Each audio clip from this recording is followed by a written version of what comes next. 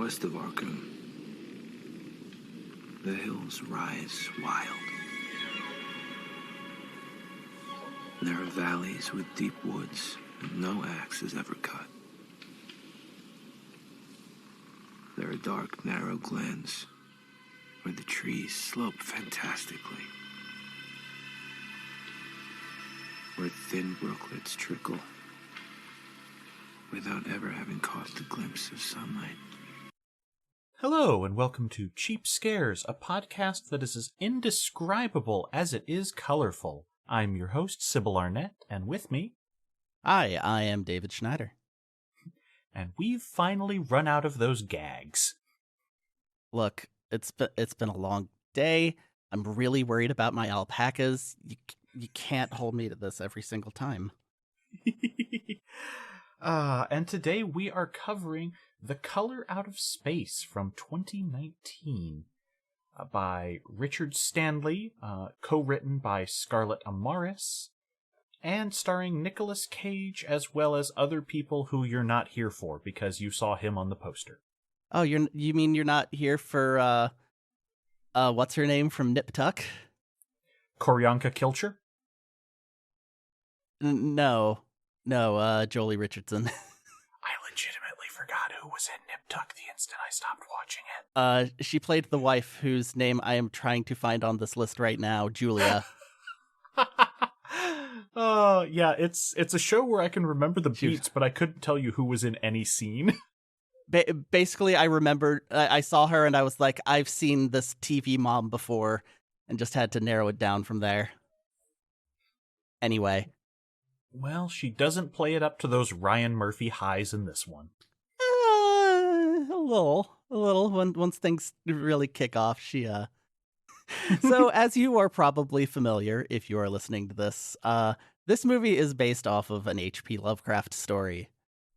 I personally am not familiar with Lovecraft at all. I always found the stories to just be kind of just impenetrable, which it turns out, yes, by design. Yeah. You can probably guess from last week when you named the film, and I was like, I've never heard of that, and it turns out it's like one of the top 3 most famous Lovecraft stories. So, yeah, and that means you probably missed a lot of the subtle and not so subtle references to his works they dropped throughout this. It's more of an homage and adaptation than just a straight one-to-one. Yeah, I did end up listening to the short story today while I was at work, and yeah, there was a few things like, Gardner, yes. Yep.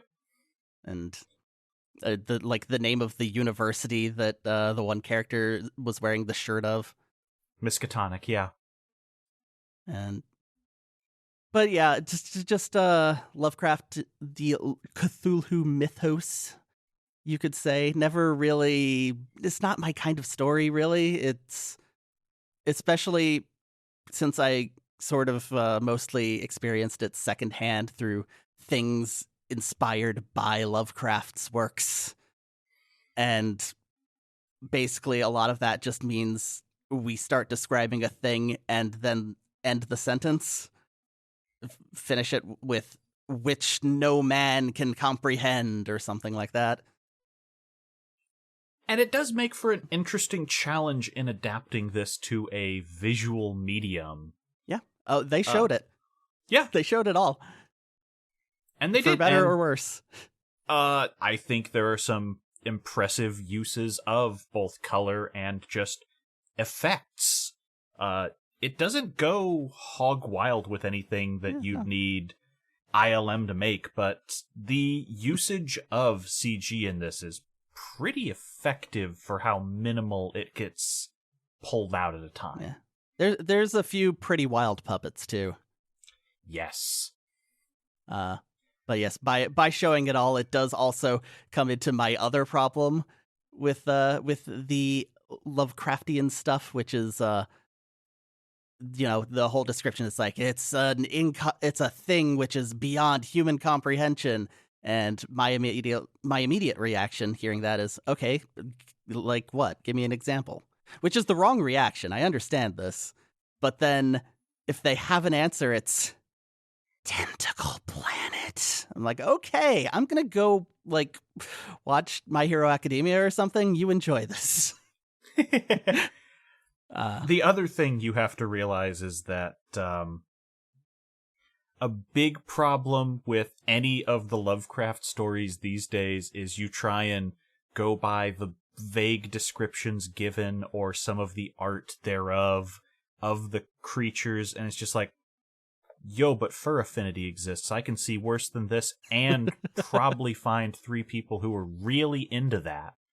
Yeah, I can find this and also a giant foot in the foreground. Yeah, I saw a tentacled thing. It was buying a bunch of Wonder Bread. Ugh. Oh, you're familiar. Okay. Unfortunately. I did not realize how deep that particular nightmare went until recently. Ah. Yeah, having worked in that space. Ugh. It was just like the Wonder Bread, like that seems pretty tame. Oh. Anyway. Why is there so much of... Oh. We're not gonna get into the whole, Lovecraft is a notorious racist, especially more so nowadays as people just keep finding more and more of his writings. And, like, this story in particular, like, there is definitely some sort of, like, the outsider is incomprehensibly terrible, but it's taken to such an extreme you can't really like tie it to any given like person or culture or anything like that.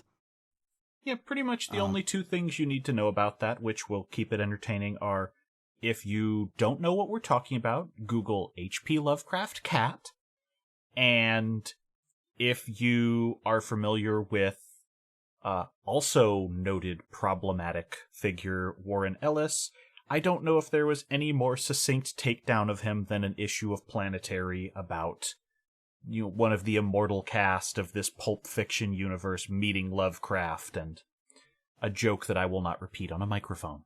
But yeah, it's a topic which has been discussed in great detail by people who are much more qualified and knowledgeable about it than we are.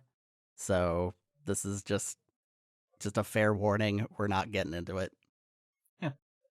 And I think a lot of the movie is kind of designed to flip some of that on its head, especially making one of the protagonists a black man. Sure. So we start the film with narration over... It has Northwestern vibes. Yeah, it's a misty midday. There's some rain, and the narration is, of course, directly verbatim from The Color Out of Space. Yeah, the opening narration is taken from the novel, and I will probably have spliced that in because it is a very good start mood-wise. Yep. And we are hearing Ward Phillips, who is a hydrologist for an unnamed hydroelectric company. Not true. Hydrolit. I did not catch that in the film, so... I think he said it once. Gotcha. And I only remember it because he said it immediately, and so it's on my notes right here. It's probably on his card when he hands it over in the first scene. So, were we not shown the totem made of Barbie legs in a cross, you would probably think this started somewhere in the 1800s. Yeah, or it would be like a flashback to the girl back in ye old days. What called down the terror upon this farm? No. It is actually Lavinia Gardner, the Wiccan daughter of our main character and main family we'll meet in a bit, and she is attempting to commune with spirits and get herself out of these woods her family lives in. And after a bunch of flowery language, she finally says, and also rid my mother, Teresa Gardner, of her cancer. Yep. She is, I don't know if praying is the word. Unfortunately, I am not a Wiccan. I am just a different type of dabbling broad. She's doing a ritual. Yeah. She is trying to seek protection, freedom, and get me out of here. Yep. And is this what I sound like, by the way? It's a little worse than this, honestly. Ooh, got it. But I do want to say that this movie takes place probably roughly when it was filmed, 2018, and this girl is supposed to be what, like 16, 17? At most. It's not specified, and they don't go to school, but I absolutely believe that parents of that age would name a daughter of theirs Lavinia in 2002. That is dead on.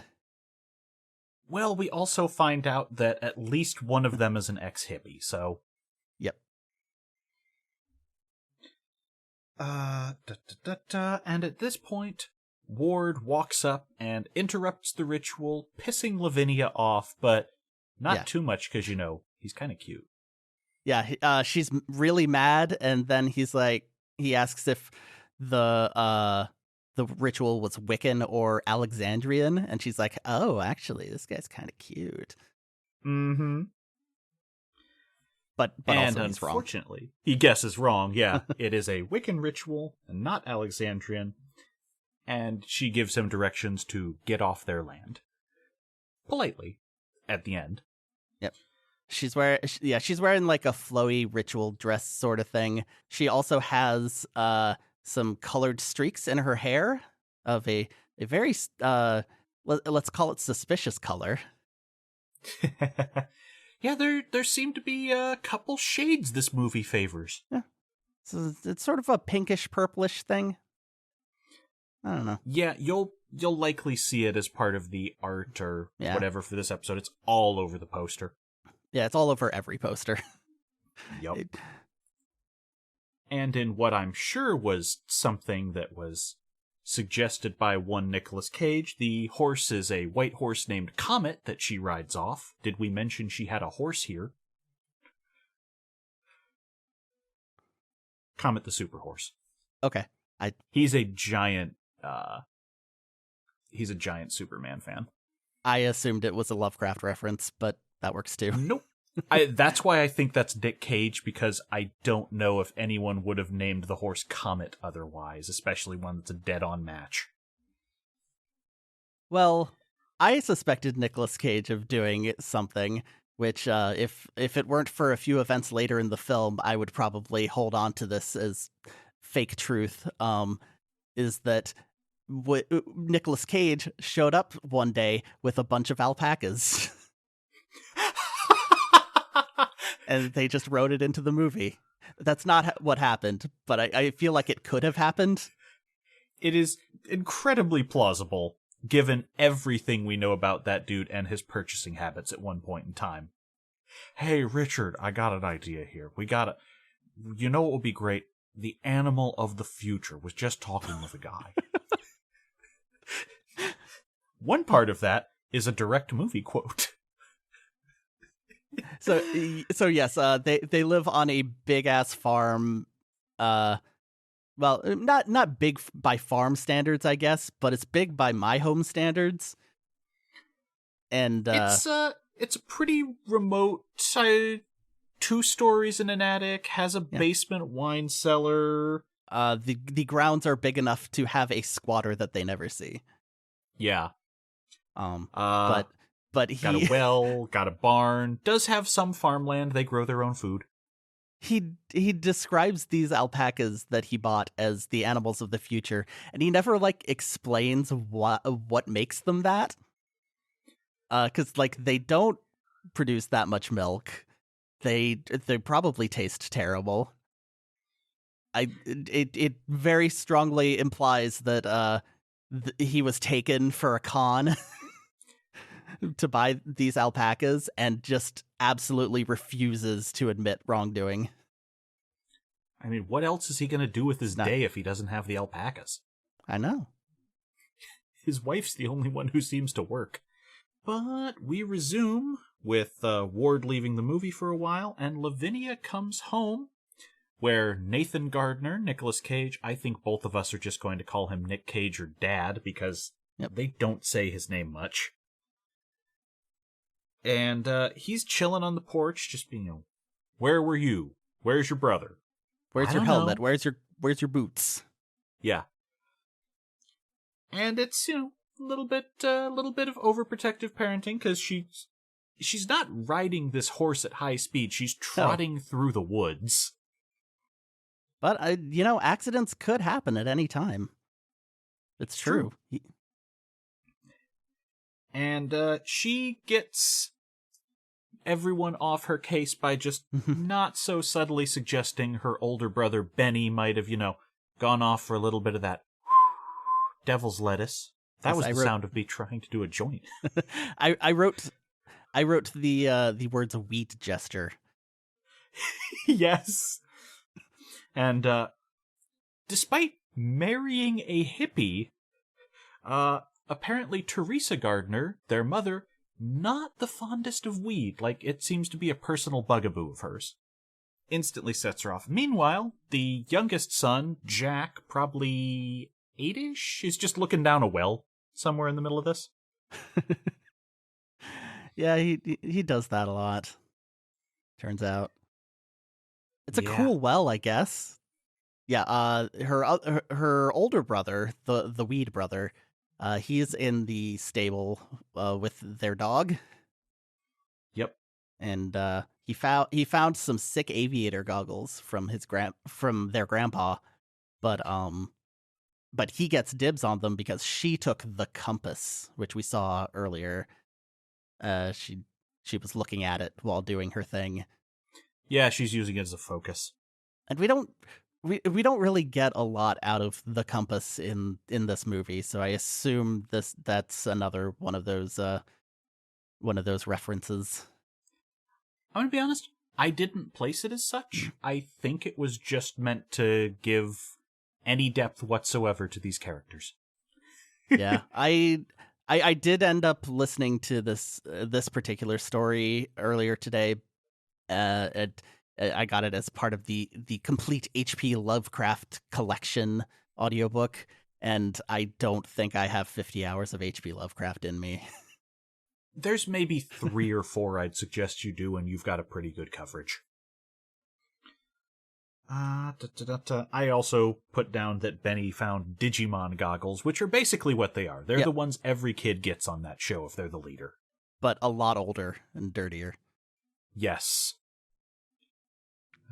So, Jack in the well. They call the kid Jack every once in a while because why not? Then you just give your 8-year-old child nicknames like that. He'll hate them by 12, but it's cool now. Yeah. He just says, Dad said if you look long enough, you can see stars down there. Which, and he can see them. Yeah. Ominous if you know the source material. Otherwise. But we just get a little bit of wandering around the house, seeing the daily routine. Family dinner time. Nathan is farming, cooking, introduces the really cool wine cellar down below that only shows up twice. Yeah, I kept waiting. There's an extended shot of that wine cellar, and I kept waiting for it to come back because it's like they would not put this here if it's not important. And I did eventually forget about it by the time it came back up. Yeah, there's a lot of things that seem like they're leading to something, but aren't, and it's kind of a good fake out in this first segment, I gotta admit. I really thought we would be spending a lot of time down there. Yeah. I do want to make a special note of the dinner that he cooked, cassoulet. It's mush. It's a mush stew. It's just all beans and carrots, and there's like one hot dog in it, which he claims is a melange of duck, pork, and regional spices. Yes. And the instant he leaves to get wine out of the cellar, Teresa just goes, all right, look, we won't let him cook again. I swear I will take the meetings earlier next time. Yes, she was late for dinner because she was having a meeting in the attic over the computer. She does stocks or something. They have a nice ratio confluence. I don't know, but their router just kind of sucks. They're on satellite. Don't ever do that. Well, they probably don't have a lot of choice, considering their location. I'm just saying, if you got enough money to be out in the boonies, you can pay for that T1 line. Get yourself a fiber connection. Yep. We continue to follow the family around as the children sort of veg out in their own ways before bed. Pretty much the whole first 20 minutes is just, here is this family. Look at this family. Mm-hmm. Benny is a bit of a nerd, like space. Yes. Jack is 8 and living remotely, so he doesn't really have a personality yet. He's just a mama's boy. He has dinosaur pajamas. And Lavinia is looking around at all of her different talismans and copies of the Necronomicon and Wiccan artifacts. Yeah, I really don't know how I feel about how she just has a paperback Necronomicon and it works. Like, it's a gag. I get it. I don't think I like it. I mean, it doesn't even credit the mad monk Abdul Azaret on it. You will hear that 7,000 times if you listen to too much Lovecraft. Okay. They were very, very fond of telling you who made the cursed tome, the Necronomicon. Well. But on the porch, Nathan and Teresa are just kind of chatting about how they hate how they've become their parents. And they seem to begrudge theirs, but no, we're doing this right? We got away from it all, even though I keep bringing my work home to me and you don't really do anything, and do we really have 4 alpacas still? You did that? He mentions at some point that his dad was and it claimed that he would never make it as a painter. I don't think we ever see him painting in the movie. Not a once. I almost wonder if this thing went through a couple of drafts with how many red herrings they throw in this first act. Yeah, I mean, it could easily just be a big fat inheritance, and so he just doesn't really need to work yet. That's sort of what I figure, given how much wine is in that cellar. Holy crap! This is not a bare bones wine cellar. This is underneath the entire first floor of the house. There are racks and racks. Yeah, I have a coworker who has family that works in the wine business, and every Christmas he's just got like 20 bottles to pass around. Nice. I used to work at a liquor store, and we did not get bottles of wine. We would get, here, take a 6er and 1 bottle of the hard stuff. You've earned it. You did real good. Here's a Pobst. I had a coworker who did choose that as his reward every time. Ugh. He was not picky, and somehow he seemed to think that it was going to come out of his paycheck or something, rather than take something interesting. I mean, I could understand why he would think that. Given that boss, yes. So their conversation swiftly, well, not swiftly, their conversation turns to, they start kissing, and then she immediately breaks it off and basically says, like, I don't feel sexy anymore.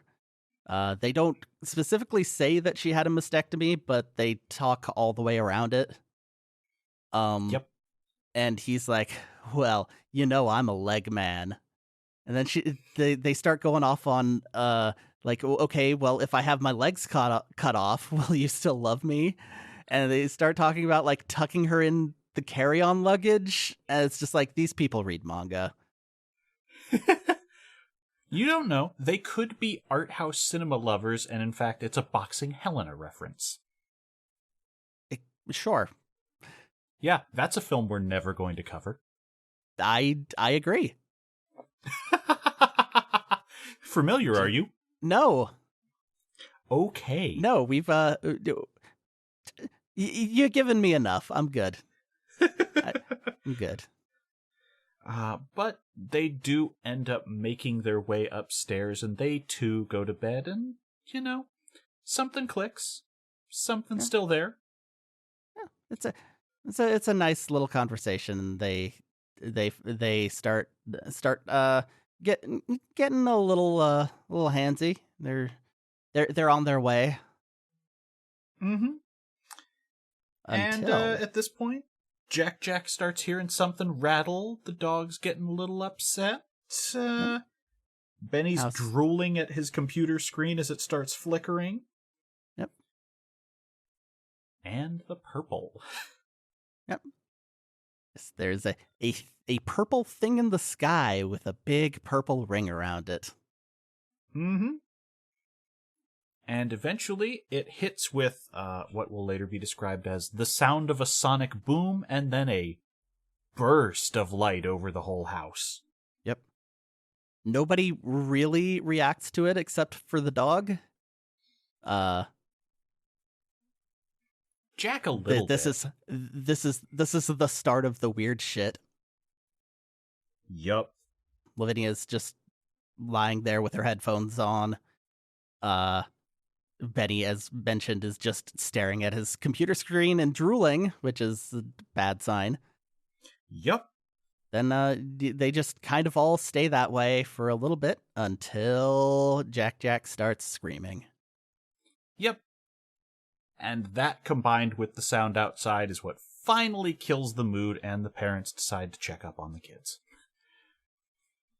So, Jack has gone into shock and is not responding to anything when they find him. We get a lot of setup through this bit, the little bits of the conversation. The hospital is an hour away. The internet is out. And Cage says he starts smelling something at this point in the film. Yep. The meteor stinks. Yeah. Everybody agrees that the meteor just smells awful. He's the only one who puts a description to it, though. It will later be described as, like the smell of the room my father died in, antiseptics and solvents. Yeah. I don't know. I wonder if that's specifically the smell everybody is smelling, or if he's just his basically unraveling. the way this all works. I'm sure if you're familiar with these sorts of things, is sort of their senses just sort of start falling apart. Basically, just their brains just don't quite work right no more. I think one descriptor of what happens to them in this sort of genre would be synesthesia corruption. Sure. Yeah, it's sights and sounds that just do something, just rewire something inside there, and it's just, you're never gonna be quite the same again. One thing I did notice the film starts doing around here is basically each scene has a specific point of view character. Who has, basically most of their faculties with them at this particular point in time. And everyone around them is some level of cuckoo for Cocoa Puffs. Yeah, that tracks.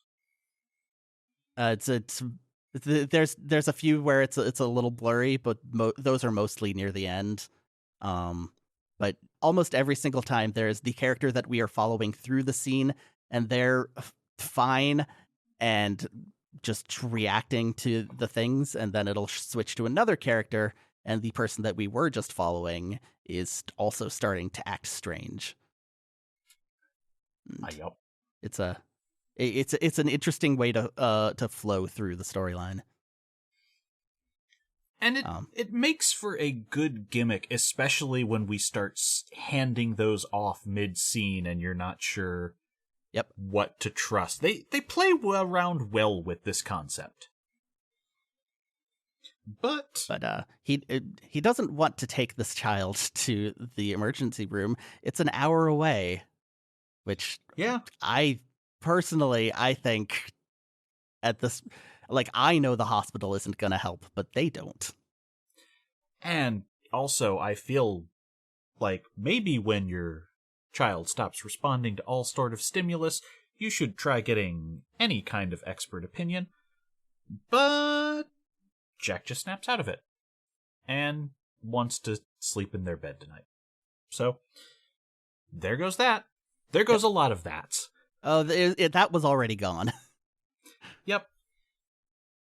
But the mood is dead, and in the morning, they call the police and other civil servants out, and the meteor has kind of crumbled a bit from the glowing rock that was outside prior. Yep. The mayor is also there. She is currently in campaign, as they describe through, or they show through the movie. We see like a couple of her commercials. And she has arrived. She is completely not dressed for what she's doing. She's in high heels and like she's holding her hands out in that way that says, "I just got my nails done and this is the most important thing in my life right now." I did not drive here, and I am not going to touch your woods dirt. Yes. Yeah. Yeah, he's describing what happened last night, and he starts with I was going to make love with my wife for the first time in 6 months. Yes. This is the first part where nobody can really describe the color. It's pink, purple, glow. He eventually just settles on, "I don't know." Yep. Which, and I'm not expecting this movie to invent a color. That's completely unfair. But it is kind of silly when you can 100% describe it. Also, yes. I did find out that the 4K Blu-ray of this, for some reason, is not in HDR. What? Why? Yeah, this movie about the bright colors. That is a damn shame. Yeah, that's a mistake. Because I'm probably going to buy a copy of this. It's a good one. This is going right up there with the admittedly better version of this film, Annihilation, but also good. Somewhere in the middle of this, Ward re-arrives in the story, and he's just like, "Oh, that's weird. And also, this might be radioactive. Huh. Let's touch it." Ward is the only real scientist in this film. Yeah. There are other scientists described, but we don't ever see them. Yeah, some people do some work off camera, but Ward is the only person who will science anything. They're over at the university in town. Yep. The nearby town of Arkham, you see. Yes. And which, of course, that's why they called it Arkham Asylum. Yep. Over in that Batman, was a of nod. Course. The mayor, not the fondest of Mr. Gardner, and she leaves the scene with crapping all over his wishes to just keep this whole thing quiet, and should have sold this place to me when you had the chance, Nathan. So, great. Yep. We don't really see much more of the mayor. She's mostly just like around on TV and such. Yeah, I think she's only in one other scene, and it's just there to be the man's hubris that will destroy us all.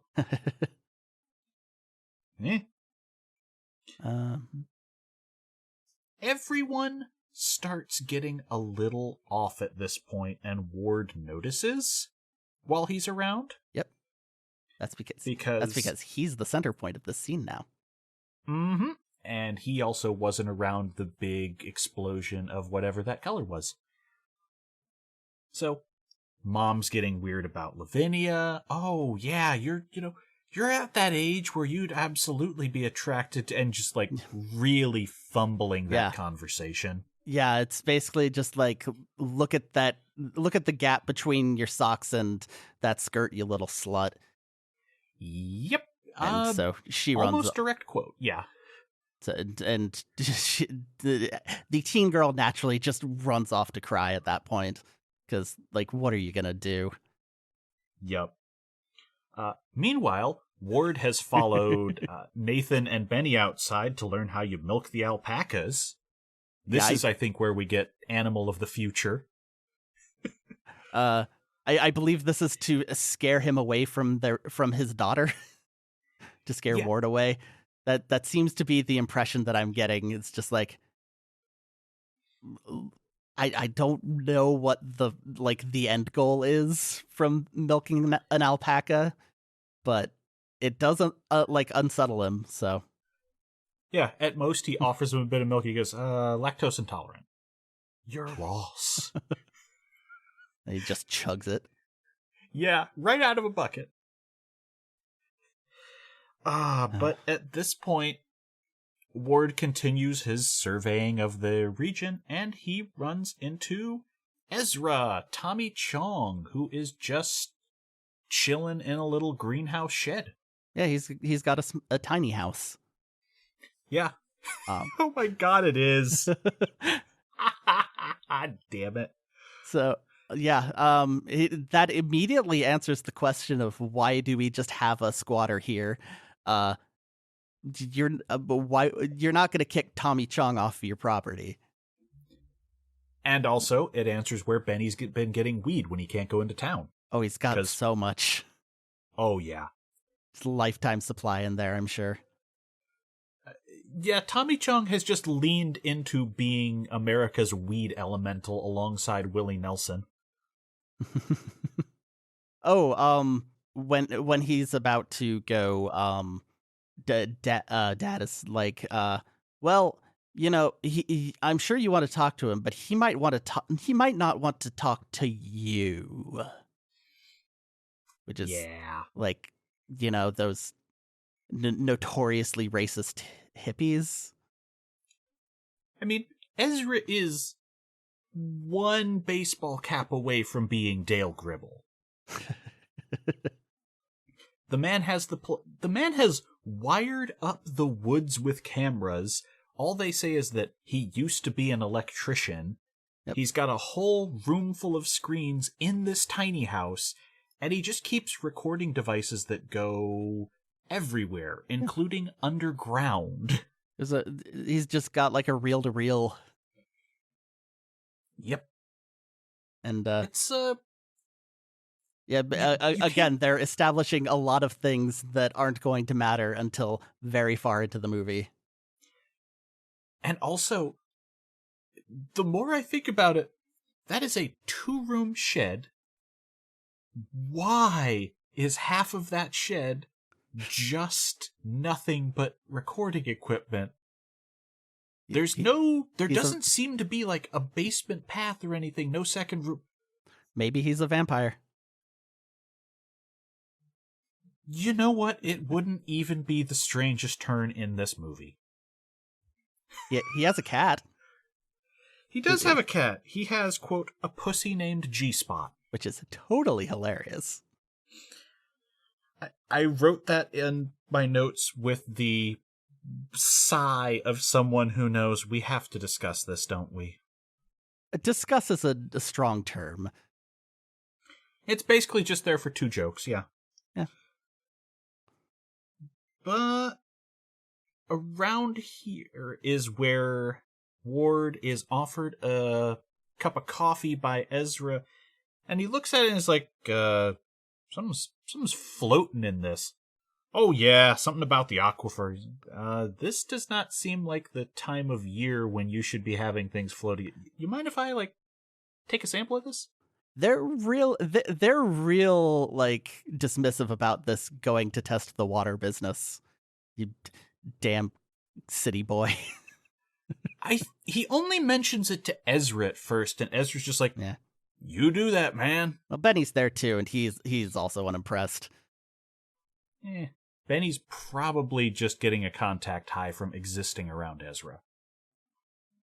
whereas Ward is too straight-laced and moral to fall victim to the charms of marijuana. He was offered a joint, and he was like, no, thank you. And Ezra just goes, yeah, I thought so.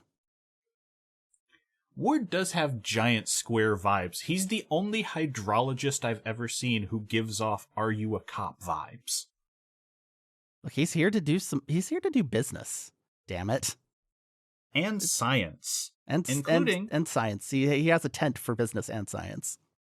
Yeah, he's just got a Jeep and a tent and a lot of equipment, including a radio. But he runs a litmus strip through the water, which, that's the first thing you do with anything like this. Not look at it under a microscope, look for some kind of contamination. No, you just want to make sure it's acidic, and it is, because it turns red, and then white, and then glows, and that's not good. No, not at all. Yeah, the color does sort of shift along the red to pink to purple spectrum as the movie goes on. It never quite settles on any one thing. And they use it for a couple of really good effects, like when the blood starts getting neon. Yeah, which I'm sure was actually used to get around some rating stuff. Yeah, it does get a little gory. Mm-hmm. Meanwhile, over at the Gardner place, lightning keeps striking the meteor over and over and over. Yep. Lavinia is outside and she is thrilled. It just keeps coming to it. It's attracting the lightning. And no one is like, we need to get the hell out of here. So, all the electronics are starting to go nuts. Ward's radio is not working. The TVs and monitors in the house are on the fritz.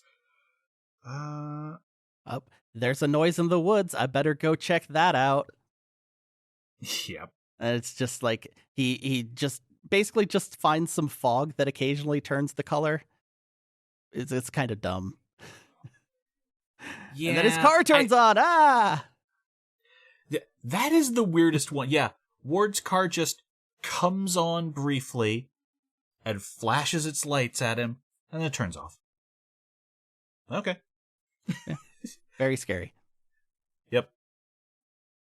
But the next day, it turns out that it's a bad day to be Nathan Gardner, because at this point, the news anchors from the town that the mayor sent over, kind of hoping to drive some tourist business out of this whole thing, are there to find out that there's now just a giant hole in the ground where a bunch of lightning struck this thing repeatedly.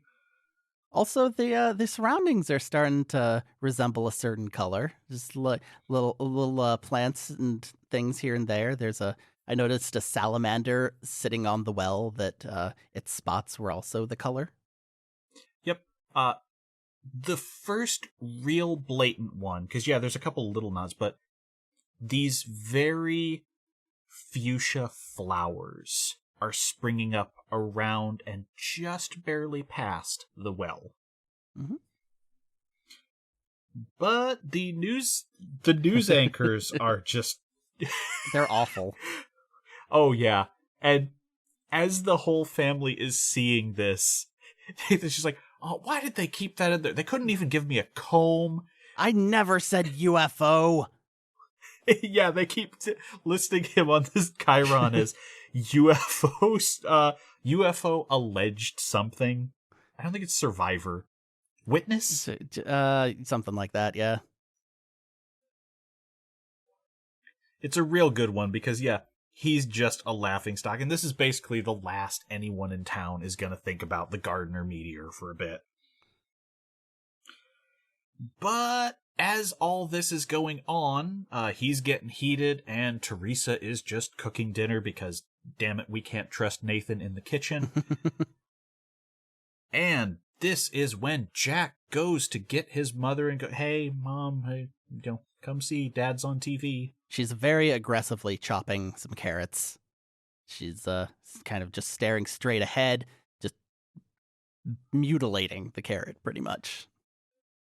And speaking of mutilating, Jack runs in just in time for Mom to cut off 2 of her fingers and get sprayed with blood. Yep. Yep. We're just right off there. to the races. It's right on screen, just right there for you to see. Here you go. Yeah. Yeah. They show you the fingers. They show you the blood hit the kid. And she just keeps going. Yep. Yeah. She does not stop until, Dad, Mom's hurt.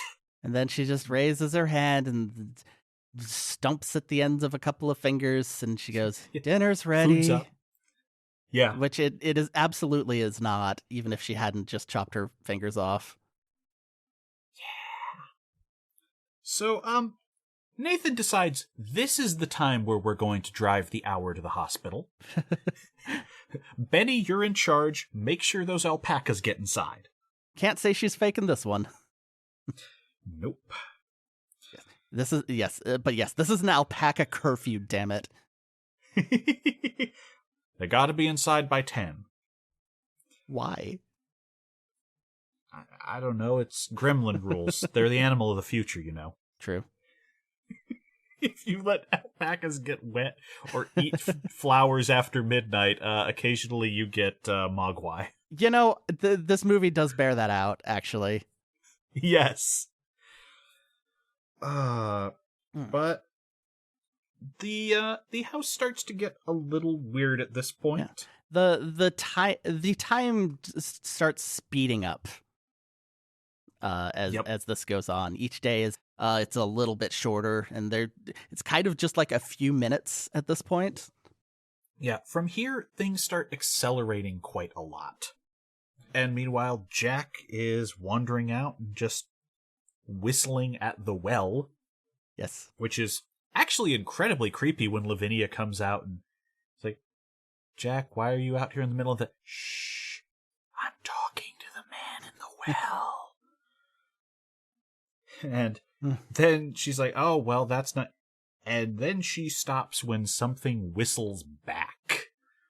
Yep, we've been hearing a very high-pitched whistle here and there throughout the movie, which always seems to be like everybody kind of gets a headache as soon as that plays. There's a noise going around, which is not helping. Yeah, this is the first time they really foreground it. It's just sort of been anyone's a little freaked out and you just go, "Oh, that's a weird musical sting." But now it's like, "Oh no, that's real." Yeah, this is happening. And so we start to get over the next day while the parents can't call home from the hospital. There's interference on both ends of the phone call. Kind of just sounds like a guy yelling over static. Yeah, I would be curious because it seems different and there's definitely a voice, but I don't know if it's just them garbling the other actor in each case. Yeah, I don't think that's it, but I never quite identified what it is. Ooh, yeah. Spooky. I mean, yeah, if 2 people who are doing a bunch of podcast and audio work can't pick it out immediately, you probably did a good job as a basic rule. Sure. Jack is the one who is most obsessed with this while the parents are away, and he is entirely cool with it when something pulses in the well. Yeah, it's an egg. Mm-hmm. Do you want to try describing this, or should I? It is sort of a praying mantis. It's most like a praying mantis, but it is the color. It has way too many legs. Mm-hmm. And it's like about the size of like a gerbil. And it has butterfly wings, Yep. Little mouth tentacles. Yes, once we get a good close-up of those. They just keep zooming in on this thing, and it keeps finding more ways to look wrong as it happens. It's a pretty good shot, actually. Yeah, it's an interesting approximation of the this is like the thing I know, but not. And every time you think, "Oh, that's not right. Oh, that's no." Oh, now the mouth tendrils are really the one that takes it over the edge to, oh, it's about to fly off, and then it just kind of stops and notices Jack standing there. That's probably going to be an issue. Yeah. It's a little too sapient. Yes. Meanwhile, Lavinia has her own problems because she's washing the dishes and goes, "Oh, yeah, knife covered in mom blood. Cool. Someone's got to do it." Don't puke. Don't puke. Don't puke." And then there's just this flash of color while she's holding it. And then it's in the water. And then blood is pouring out of the sink. Yep. Time has passed. Yup. The clock went from 11:20 to 5:45, which I'm not sure exactly how literal that's supposed to be, because the amount it like as soon as she comes to, that's when it overflows. They play with it. I think it goes both ways, because sometimes they seem to make it seem like, oh, the characters are just hearing the sound or under the influence and they're just tranced out for a while. But then there's a comment from Benny that's just like, I went outside and I was feeding the llama or the alpacas, and then it was just dark. Yes. He got lost. Yes, it's so dark I couldn't see. Yeah. So, turns out she pukes after all that. Yeah, she's been kind of like her stomach's been making gurgles throughout this whole day, and this one finally does the job.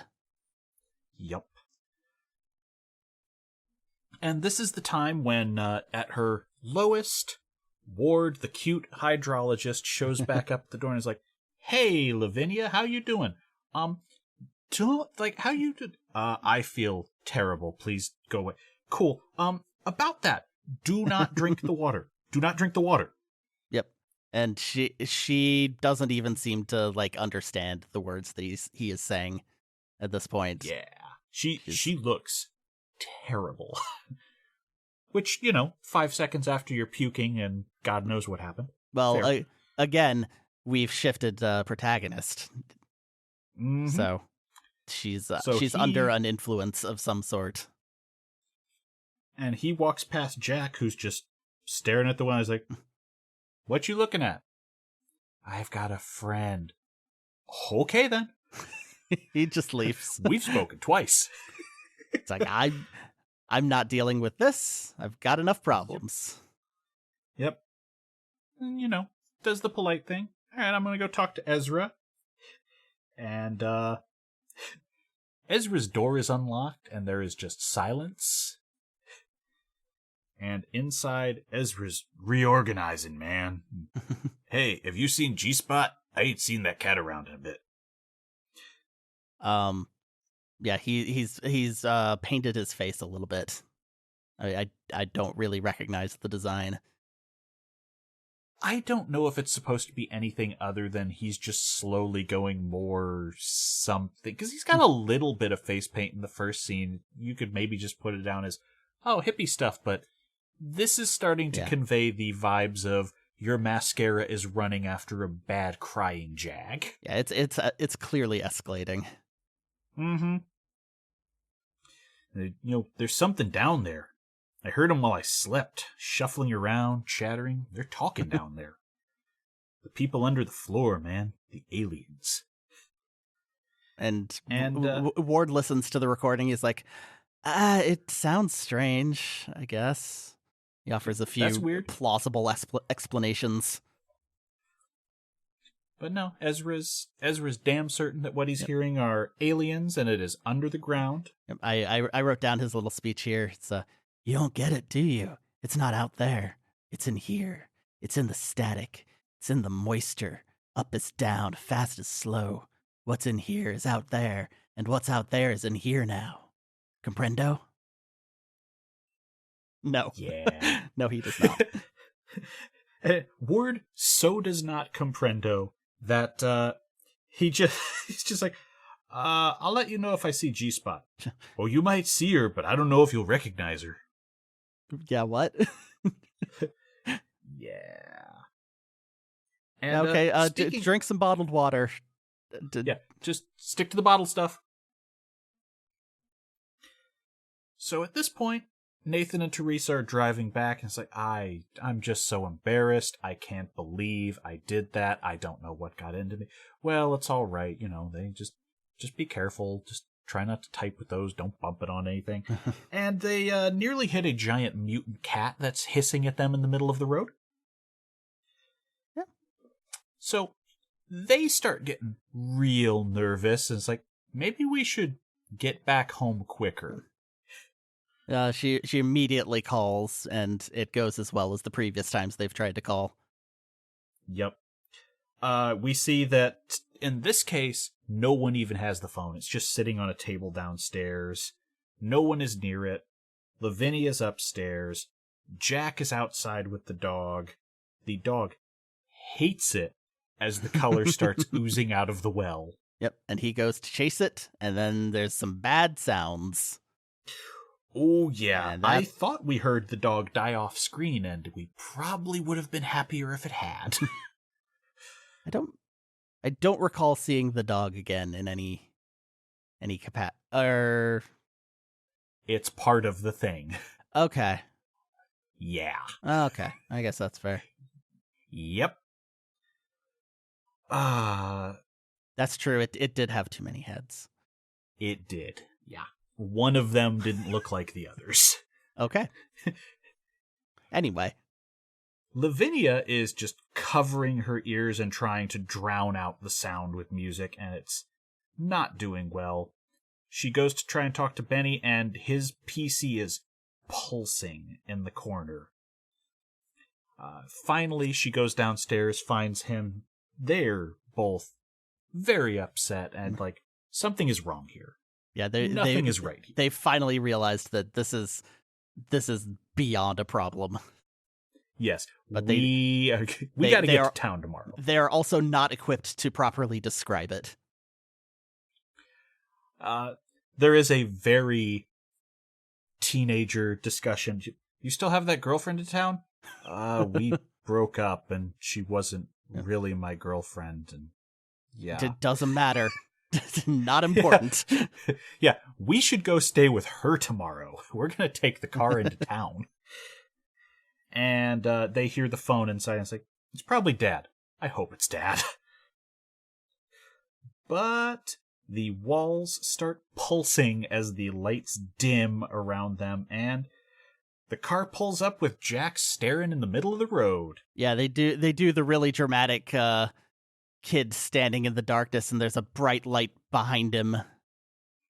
Whatever you call that shot. You know exactly what I mean. Yeah, I think Texas Chainsaw Massacre. That's the first time I remember that. Sure. It turns out the light is the headlights of the parents returning. Yep. And Nathan Gardner, ex-hippie, generally burnout kind of man, comes out of the car raging. Why is your brother out in here in the road? Why are there alpacas out here? Benny, did you get too high to do anything? And they're like, Dad, something, Dad, and he just doesn't listen. You didn't even feed them. Look at this. They're just eating the crops. I did feed them. They were refusing to eat. They are alpacas.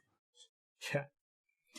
And at this point, we have entered the phase of the movie where he is caging out. Oh, you know what that means. He starts to cage out real hard. Yeah. As he goes to tend to the children that he actually loves. Mm-hmm.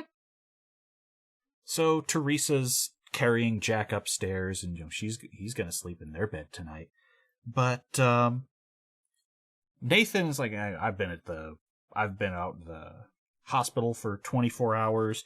I'm just taking a shower. I'm not going to bed like this. Well, another important thing is he's wondering like where's the dog, and Lavinia's like, I think they got him.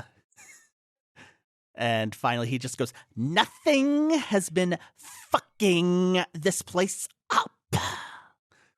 Oh, I think this is the part where Jack says he's gone to be on a farm with Grandpa about the dog. or he was asking about it or something. Yeah. Yeah, Teresa is very much trying to calm Jack down, and all. Yeah, this is what sets Nathan off, and he heads into the shower, where the water's being pretty weird. Yeah, a little weird. Well, like coming out kind of as a physical thing that latches onto his arm and like half burns it. Yeah, there's it's just sort of unclear. Yeah, there's a blob just standing on top of the drain, and he reaches over and just picks it up, and then just immediately tentacles just all over his hand, and then he beats it up. Yeah. And his response is, drains have shit growing in them. And after that, we get the best worst line in the movie. He's complaining about the smell that he still smells. Exactly the same smell as the cancer ward where my father was. You know, death, disinfectant. You know the cancer smell better than anybody. Yeah. Whoa. Yeah, that's right. This is the part where Jack asks, is Sam with Grandpa now? Because I do have that line. Ugh. Yeah. This whole scene is just uncomfortable from every single angle, and you feel terrible for Teresa. Whew. Like, isn't it bad enough that she's just got this giant cast on her hand for the entire rest of the movie? Yep. The cast is just like the blood is still just seeping through it. Yeah, in places, because, you know, you can only do so much with that while it heals. Yeah. And the cinematography is definitely getting weirder at this point. Like, we're starting to focus behind people with the camera a little. Just nice. Really add to the effects. And it's another day. Yeah, but it's the next morning. Everyone got some sleep. And they're feeling better than ever. Mm-hmm. And this is the only time we see Nathan doing anything that even resembles work, because he's out with the plants. He's farming. Yeah, he's harvesting his gigantic tomatoes. Pumpkin tomatoes. They look like a hybrid. His arms are very rashy. They look like wrinkles in his arm where those tendrils touched him. Yeah, we by the time we get a better look at them, it's like just a completely red version of like a cracked desert floor. Yeah. Yeah, salt dunes. It looks salt flats. Bad. And he's mentioning that, oh man, this is great. Like, these are blooming a month early. They're big sumbitches. Great. So he's just pulling these all in. And at this point, Teresa cannot get any internet. She is hemorrhaging customers, and she's the one raging while he's washing these fruits. Well, he's not just washing the fruits. He's trying to eat the fruits. And he takes a big old bite and just spits it right back out. And then as this argument continues, he just starts biting every single one of them one at a time, and they're all bad. And finally, he just starts screaming and just slam dunking them into the trash right in front of her. Yes. And then finally, she's just like, I'm going to go take a nap. You fix that dish. He's like, he just sort of stands at the sink for a second. Then he goes, yeah, I think that's a good idea. Yep. And what he does instead is pour himself a glass of whiskey. Yeah. But the ice cubes are starting to glow now. So, this is where we see his arms. They're leathery. He actually takes one of the cubes out and starts wiping it on there, which is like, ugh. I mean, it's not really the grossest thing in the movie, but it's on the scope of something that you could see yourself actually doing. It's just so many little things that are unpleasant combined into one. Yep. Especially because the prosthetics he's got on for the rest of the film really are unpleasant when we get a direct view of them. Oh, yeah. And, of course, the TV is, the TV basically just starts freaking out for the whole rest of the movie. And it's like, it's static with something in the background. Like, it's basically Cthulhu vision. Yep. And, since we've stopped seeing Benny's computer at this point, we're just going to see Nathan keeps falling asleep in front of this thing rather than with anyone else for the rest of the film. Yeah. Yeah, he's off in his own world now. Yep. Lavinia is upstairs. She is packing. She decides that maybe she's going to bring the Necronomicon too. Benny is outside and everything is purple now. Like, all the grass is purple. All the trees are starting to look a little wrong with new leaves. There is a fog that is matching this color.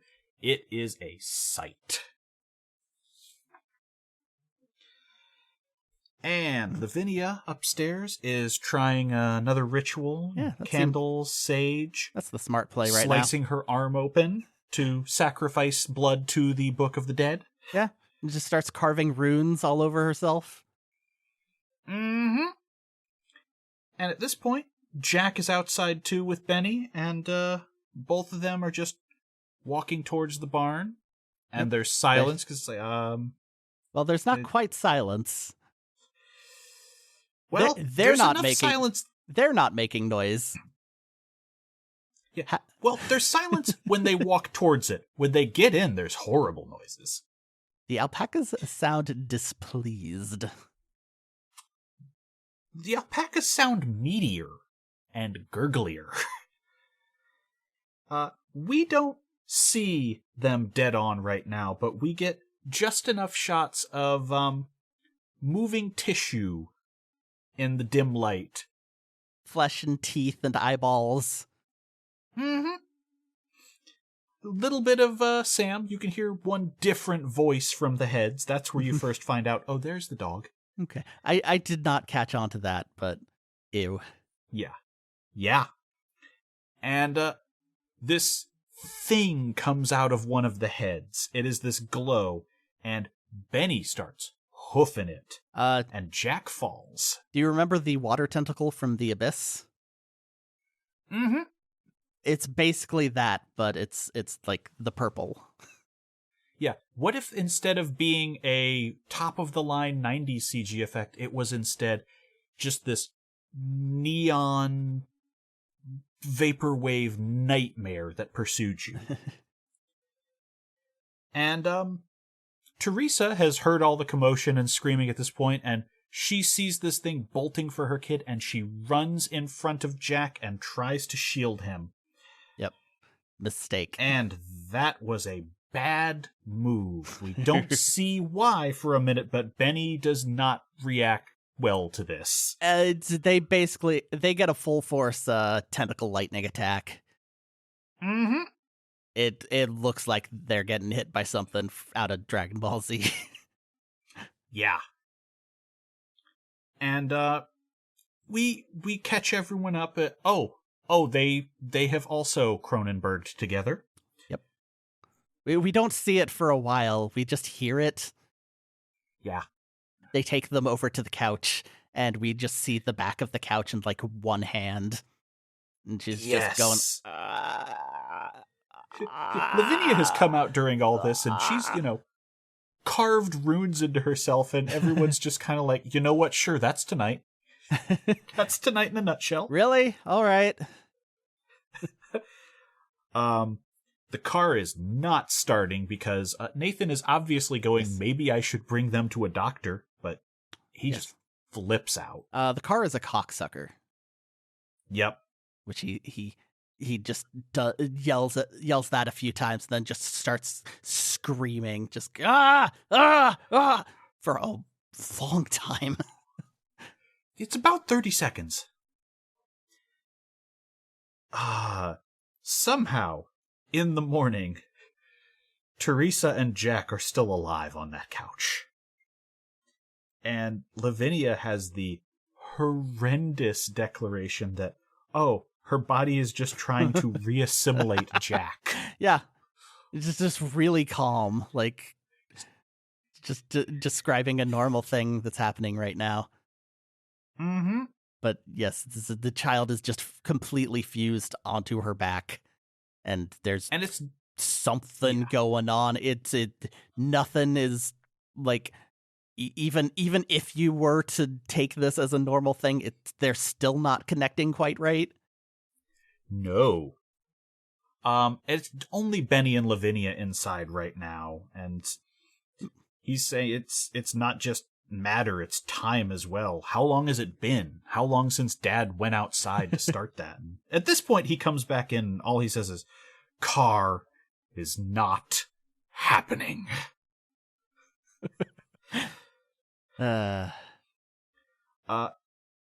Around this time, sunlight is starting to hurt the creature, because I think we can just call it a creature now. I started calling it them. That's good. Yeah. With capital T. So they carry them upstairs in a rug, all three of the remaining gardeners, to the attic, and they just leave them on a mattress in the corner because they don't really know what to do. But the both of them start shrieking in this horrible unison, as do the alpacas outside. And Nathan, ex-hippie, generally chill dude, grabs a shotgun and says that, "You're gonna leave my family alone." Yeah, they have a gun rack. It's just in the attic office Mom has been using. There's nothing to unpack there. You know, this point, it's not even like top 50 of my problems. Oh yeah, no. The thing we return to in that room is way more upsetting, but Nathan goes downstairs and he just starts firing into the alpaca chimera, head by head, and we finally get a good shot of this thing now that it's daylight, even through just cracks in the barn. It is multi-headed. It is hairless. The eyes are shifting all around. Yeah. If you've ever seen Full Metal Alchemist, it's that, but like 5 animal heads. And all it does is scream. Well, what else is it gonna do at this point? I suppose you've got a point. I would also probably scream as part of that collective. But he finishes it off, and we cut back to Mom lapping at a bowl of water. He's just making an amazing face. Benny is holding the bowl. He's just like, well, this is our life now. Jack has stopped moving at this point. Ugh. And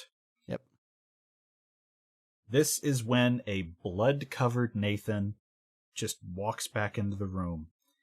And he's very tired and says, "Go downstairs, both of you." "What are you gonna do?" "Handle it.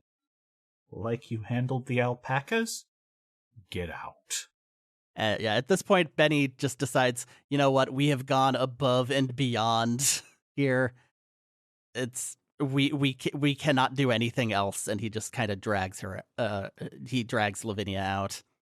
Yeah, hey, Liv, we're gonna go. We're gonna go now. And I did not take down Nathan's speech, but it is very... He points the gun directly at her head, and then he decides, no, actually, and goes in for a kiss. And that's when he changes his mind. There's some goop coming off. It doesn't sound like he's changing his mind. It sounds like he's like trying to say reassuring things. Like he's I'm gonna go out and get help, and then we're gonna go on that trip. Holy shit, that's what we're gonna do. Yeah. But then he just actually leaves. Yeah. And so she's just still they're still there. I really cannot overemphasize the prosthetics and stuff on this mother-child hybrid. Unbelievably gross. It is really hard to look at any point. There are really only 3, I guess 4 if we count the wounds on Lavinia for the rest of the film. There's really only 3 big practical effects pieces in this. There's the alpaca chimera. There's some of the scenes with Teresa Jack thing. Yeah. There's Nathan's arms. Ugh. Ugh. And I guess one more, which is Ward is, at the mayor's office. He's just hearing her basically say, fuck you, fuck your research, fuck your contamination. We're getting that dam. I need this. It's part of my campaign platform. I'm more important than you. And Ward walks outside, and he is not being ignored by everyone because the sheriff is like, so, hey, come check you're a this scientist, out. right? Hey, look at this. Guy found this out by the Carver place, and he does not say what just this has- is.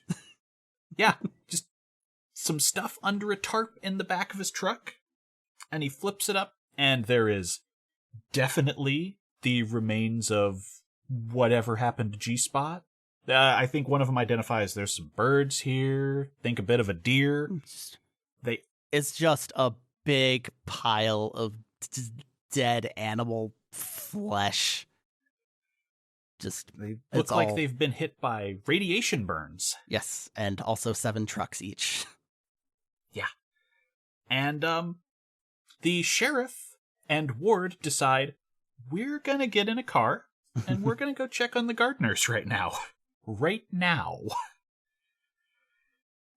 So, at the farm, Lavinia and Benny are preparing Comet. Yep. The horse's eyes start glowing, though. Cool. And Benny goes into the barn for the saddle very carefully, like, I don't know what's in here. I don't know if that thing is going to glow at me again. And while he's taking his time, Comet just hauls ass. He wants nothing to do with this. Honestly, the most sensible thing anybody's done for about half the movie. Yep. But Benny comes out with the saddle, does him no good. They got no horse. And unfortunately, this is where he breaks, because he hears a noise from the well and goes, "It's Sam. I hear Sam down there." Like, that is not a thing. Benny, do not. No, I'm just going to get him. We can't leave him here. It's like, oh my God. No, please stop. Please. Please don't do this, please. Mm-hmm. And of course he does. He starts climbing down, and then the light just arcs up and consumes him. The last thing he does is put on those goggles, but they do nothing. So, Lavinia, before she can just leave, about 1 second later, Dad just grabs her by the hair and is like, "Where are you thinking of going? I gotta do everything around here." And she is in full on, I am being kidnapped by a maniac. I will do anything. What are your demands? How can I get out of this with my skin on my body? I love you. I will do whatever you can. And he's just like, I don't want to be like my father, which... Yeah, So, Nick Cage is, at this point, alternating between full caging out rage and also, oh right, Nick Cage is an actor who is an award-winning performer, and you remember that. Because he's selling the swings from I'm sane to I'm insane to I need you to believe me. He's not missing a beat for the rest of this film. He is all over the place every other sentence. It's... Mm-hmm. It cannot be easy to keep up. And then he just whips Lavinia into the attic and starts chaining the door as he goes, "Now feed your mother." It's like a giant Resident Evil lock and chain. It's just like a novelty thing. Yeah. Meanwhile, the sheriff and Ward are driving up, and it has gotten foggy from the sunlight they were dealing with in town, and this is when the horse runs past. They're like, let's turn on the sirens and speed up. The fog's a little purple. Yep. There's shiny ice in his bourbon. Nathan's just chilling in front of the TV. It's screaming purple at him again. Yep, and he's talking to nobody. He actually poured 2 glasses of bourbon. Yeah, he's talking to probably Teresa. He's planning out the trip with her they're going to go on, and then the Parthenon, and... But upstairs, Mom has gone full... Do you remember the terrible film Legion? I never saw that, no. Did you see the only good part of it, which was the trailer with the grandma? I couldn't tell you. I'm sorry. There was an extended trailer for that movie. This old woman, there's a bunch of these people in the diner, and this old woman just starts going full mask off, wild, you're all gonna die here, and then she just suddenly unhinges her jaw and her limbs grow out into this spidery thing, and she crab walks up onto the ceiling. So some Devilman shit. Yeah, and that's basically what Mom has gone at this point. Just spider legs and a grandma gray head, and the face has gotten long, and occasionally you see what's probably the remnants of Jack on her side. Yeah, he's still there. He's still going. Yep. Ugh. Oh, yeah. And she's just dripping. It's mostly CGI at this point. Yeah. It's not as amazing.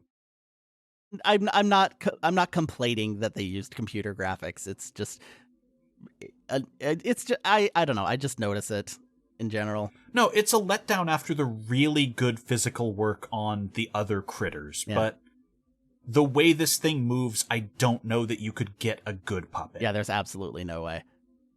Not without a lot of cuts. Yes. You'd have to have like some sort of crazy little shop of horrors rig going to even try it. Yeah, speaking of needing some ILM shit. But, Sheriff Pierce arrives. Ward's there, too. And Nathan answers the door, and he is out of it. Yeah. He looks like he's been on a 3-day bender at this point, which, he might have. Time's weird. We've been having a hard time, Things have been a little rough out here. Yeah, come in. All right. Yeah, hey, where's your wife? And he turns to the room with the television. He's like, oh, she's right here. The whole family's here. Everyone is a little worried by this, and that's when they hear the scream. Well, no. The other best line of the movie, which was also from the story. Yeah, we stick together. But what? Oh, Teresa says except Benny. Benny lives in the well now. Yes, I did forget that one. That and the scream are where everyone who is not Nathan is like, ugh. So, yeah. They just got here and they're already done. Yep. Yeah, they run upstairs. Ward's trying to get the lock open. The sheriff is not having it. Get back, smashes it in, busts in, and they just see this spider thing drooling over Lavinia. Yeah. It's not eating, just drooling. Mm-hmm. And Nathan walks in without a word, just fires twice into Teresa, into what's probably Jack. Yeah. Done. This entire movie is just chaos from here on out. Yeah, it's going to be real. It's sort of like Jigoku. Gonna be a little hard to describe this fluently. Yeah, everything just it just happens really fast, and it all looks extremely difficult to film. I love one read here because he's kind of back in control, and he leans down to his daughter and he just says, "It's gonna be okay." And he looks over and he sees the thing that used to be his wife, and without missing, he just goes, "Fuck!" It's so good. I We might splice it in because it's pitch perfect. But they're all... at this point, the blood is starting to become puce. It's not quite glowing fully, but it's too bright out of all the gardeners. Yeah, it's not right. And Lavinia is starting to glow. The sheriff and Ward and Nathan and Lavinia are walking outside, and that is when the well just bursts forth with light. And Nathan lifts his shotgun that he's still got, but the sheriff does not know what to make of this. I guess he thinks he's about to shoot Ward in the back or something. Yeah, we get a first-person shot of him, and it looks like he's aiming at the well. But also, when it zooms out for a wider shot, it does kind of look like he's also pointing at Ward. So it's a little fuzzy what's going on. But either way, sheriff just takes Nathan out. Yeah, does not give him the chance. And Lavinia is indignant. Yep. And she, Ward's going, no, come on, we've got a car. The car works. Let's go. And she just says, none of us are getting out of here. So they hear a noise from Ezra's cabin, and the sheriff and Ward are like, oh shit, there is another person here. Okay, Lavinia, we're coming back. We're going to get you. No, I live here are, I think, her last words. No, wait, she does say it, yeah. She is in another scene. I don't remember if she actually talks. Yeah, I don't think she does. But yeah, I think those are her final words are, I live here. And she's just lying on the porch next to her father. Ezra's place. Oh boy. It is glowing, and there is this rumble from outside. And they walk in, and they hear him talking. It burns. I think I missed a couple lines. I tried to get as much of this because this is wild. What I wrote down was nothing, cold and wet, but it burns. Then I stopped. Gotcha. Sucking the life out of everything. It lives in the well, poisoning everything, changing it into something like the world it came from, like the world it knows. We know it's coming, but we ain't, so it fed itself on us, got strong, came from the stars. It's just a color, but it burns. And throughout this whole thing, we slowly pan over, and Ezra has just become this sunken skull, and all of this is coming out of his tape equipment, and it's unsure which part of this is speaking, if it's a recording, if it's new. It starts glowing. Oh shit, get out. Yeah. The reel-to-reel is moving, so I assumed it was the recording, but it really, at this point, it could be anything. It could be the cat. Yeah, it's kind of becoming hard to tell what's what. Just they're getting out of here because it started glowing, and they want nothing to do with that. And just for no reason, one of the trees just grabs the sheriff from the ground. His hat does a little pratfall from the sky, and whoop. It eats him. It just kind of crushes him, and Ward does not stick around for the details. Yeah, Ward just goes, I ain't stopping that. He grabs the gun, runs. And he gets back at the well. And Lavinia is standing there in front of it, and she is fully colored up. And she just lets out this scream, and the well bursts with color, and he sees things in it. It's basically the Great Old Ones out of Lovecraft shit, but with a very Pacific Rim touch, like the Jaeger planet that they get at the end of that.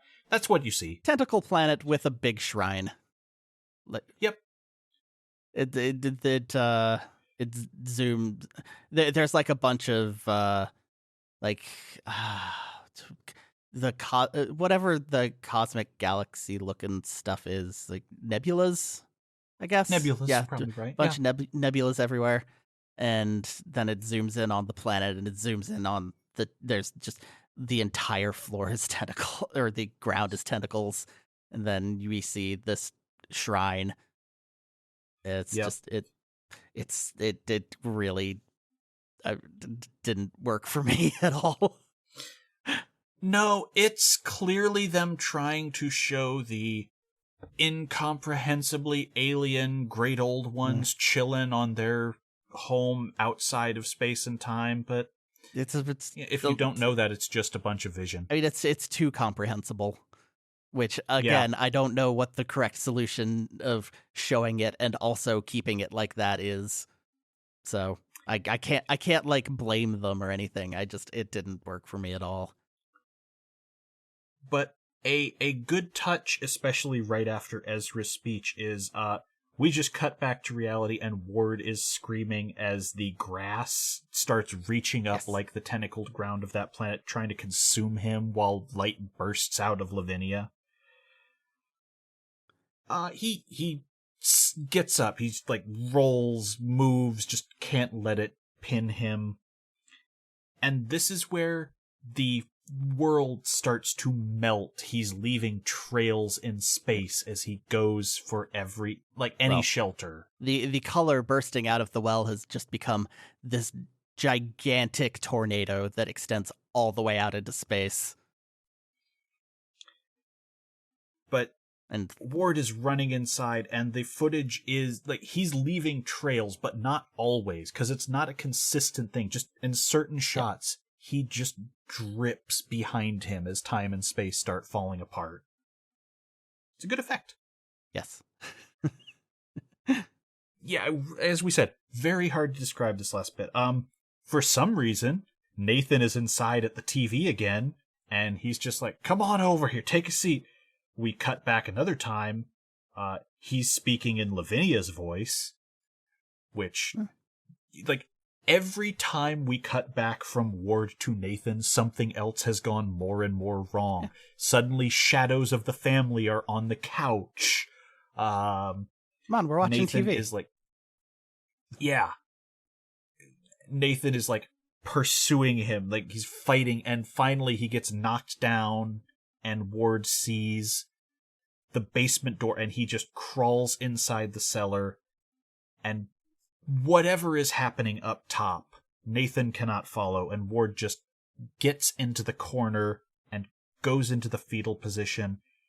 And in what is a pretty impressive shot, all of the wine just starts shattering as the keening outside and the lights and everything build to a climax, and it fades to pink and then white.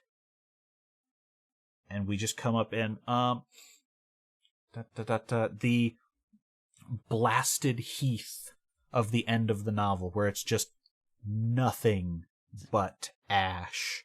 And we slowly zoom out. Up there's no further as there is no more color around. It is all white. And Ward is just the only thing you see as he's crawling out from under all of it. And like, the house is not in ruins. There is no debris. There is just ash.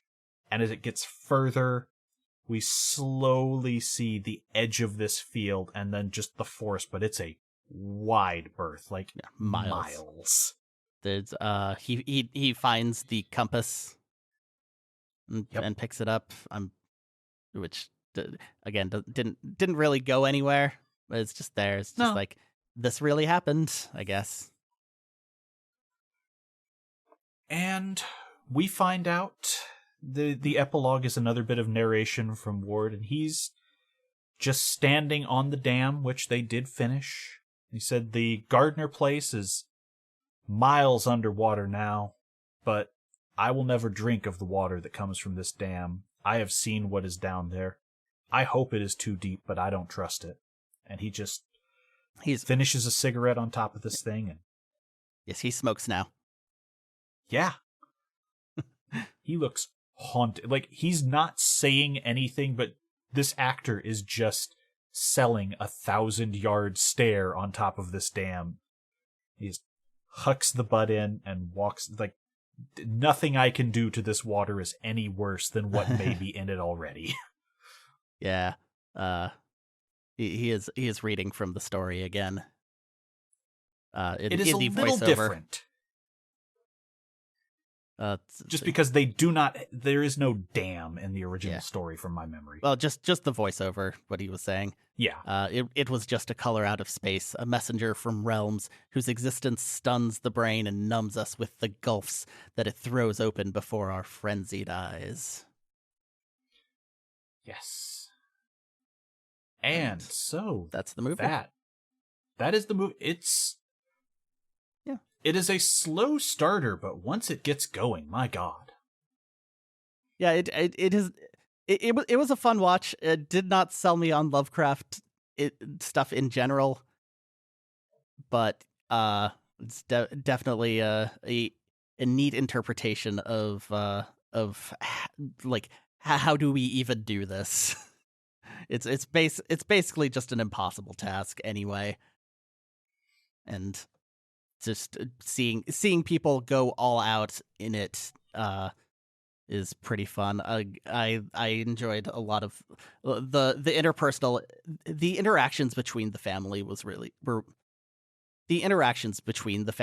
really fun, and how that just kind of shifted constantly, just completely fluid, how anybody will react to anything at any time. And yet there's no part where you look at it and go, oh, that's a real clunker as the whole. That character would never do that. Yeah. Like, no, I believe that Benny would crawl into the death well. Yep. I can definitely see, maybe you tighten this up of a couple of the early shots, a couple of the things where people are just wandering around, but there's nothing that really stands out as you could cut that and the movie loses nothing. Sure.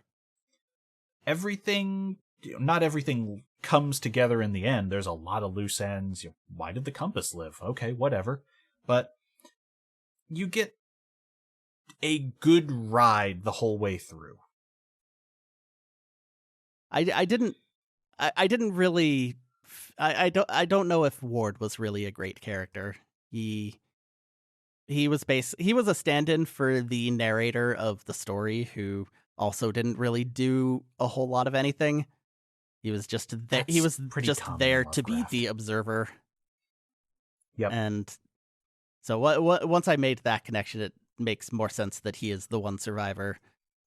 But overall, he felt a little dry, especially because he didn't really get the opportunity to go mad with the color out of space.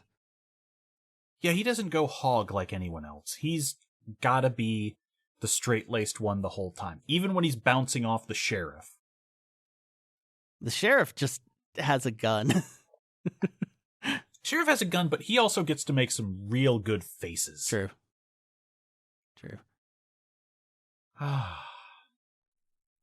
So yeah, what have you got for me next? All right. So next time, I was thinking, the movies that we've done up to this point, they're all pretty open physically in terms of the geography or where the characters are. It's been pretty wide open. There's pretty much all of them have a period of time where they could have just left. They could have just gone and just walked right out of the situation. Even Saw 4, the main character was just kind of given free reign to the city, and he just damn it, I've got to save everybody myself. So I'm thinking, let's get something a little more claustrophobic. All right. And what I have chosen is a British movie from 2006, which I had intended to watch when it was new, and it just never happened. The Descent. I know this by reputation, so I will be curious. I have heard, in general, very good things. Same. It is, I figure at least one more that we'll probably enjoy I should pick before I go back to dumpster diving. I mean, I'm slowly pulling myself out of my art house nouveau cinema into more common things. So eventually we'll land in the middle with occasional teases. Yeah. So yeah, it is The Descent. It is, it's streaming on a bunch of the free with ads services, Tubi, Roku. I'll put it on between Columbos. You can rent it. The description on Tubi here. A spelunking trip turns to horror as a group of friends are entombed in a cave shared with creatures that not only thrive in the darkness, but feed on human flesh. Which seems like a bad place for them to be if that's what they eat. It's a terrible environment, yeah. So yeah, we'll be checking that out, and hopefully it'll be a lot of fun. I'm looking forward to it, and we will see you next week, everyone. Yep. Goodbye. See ya.